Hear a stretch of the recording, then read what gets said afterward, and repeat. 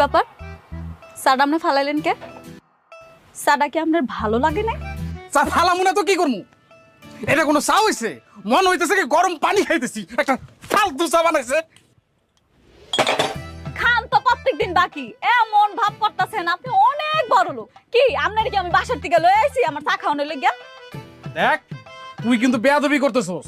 বেশি বেয়াদবি করবি তোর দোকান সুদ্ধা কিন্তু তোর এখান থেকে খাওয়াই দেবো একবারে। ওরে বাবা রে বাবা, ফকিন্নের ফুতে কয় কি আমার দোকান উড়াই দিবি? আজকে আজকে তুই যে বাইরে যাইছস এইটা আমি আদায় করে দেখুম না কেমনে তুই আমার দোকান উড়াই দিস। আজকে আমার বাকি টিয়া যদি না দিছস না, আমি তোরে আমার দোকান থেকে যাইতে দিব না। টাকা দে সারা। এই এই আমি ডাক দিলাম, এই দাগের বাইরে এক পাও যাইতে দিমু না। টাকা দে, বাকি টাকা সব ফেরত দিবি। আমার মটকা গরম করিস না, টাকা দে। ভাই যেহেতু দাগটা দিয়ে ফেলাইছে টাকাটা দিয়ে যান। টাকা না নিয়ে উনি আপনার যাইতে দিব না। ডাক দিয়ে লাইছে। হ্যাঁ দাগ দিয়ে ফেলাইছে।